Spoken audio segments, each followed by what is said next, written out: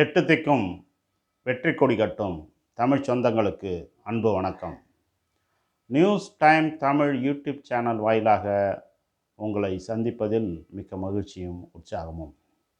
இன்று நாள் 1/6/2024 சனிக்கிழமை. செய்திகள் வாசிப்பது உங்கள் கவிஞர் பிரபாகரன். நமது தமிழக செய்திகள். கிளாம்பாக்கம் பேருந்து நிலையம் முன் உயர்மட்ட மேம்பாலம் அமைக்க முடிவு தமிழக அரசு. கோடை விடுமுறைக்கு பின் தமிழகத்தில் பள்ளிகள் ஜூன் 10 திறக்கப்படுகிறது. 6 மாவட்டங்களில் இன்று கனமழைக்கு வாய்ப்பு.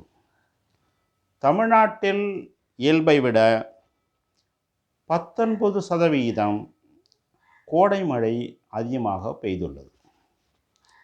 தமிழ்நாட்டில் 2வது நாளாக 16 இடங்களில் வெப்பம் 100 டிகிரியை தாண்டியது.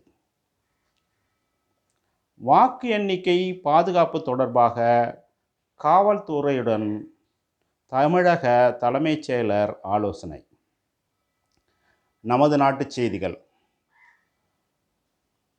இறுதிக்கட்ட தேர்தல் வாக்குப்பதிவு தொடங்கியது.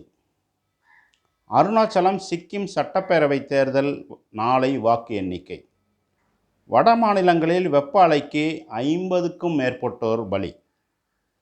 சென்னையில் வணிக பயன்பாட்டு சிலிண்டர் ரூபாய் 70 குறைப்பு. நமது உலகச் செய்திகள். அமெரிக்காவில் மின்னியா போலிஸ் பகுதியில் அடுக்குமாடி குடியிருப்பில் துப்பாக்கிச் சூடு, 3 பேர் பலி. News time Tamil YouTube channel நாகரிகம் வளர்ந்த இந்த உலகில் போர் நடைபெறுவதை கண்டிக்கிறது. இதில் உங்கள் மேலான கருத்துக்களை கமெண்ட் செய்ய வேண்டுகிறோம். விளையாட்டுச் செய்திகள். சிங்கப்பூர் ஓப்பன் பேட்மிண்டன் அரையிறுதியில் இந்தியாவின் ஜாலி மற்றும் காயத்ரி தகுதி.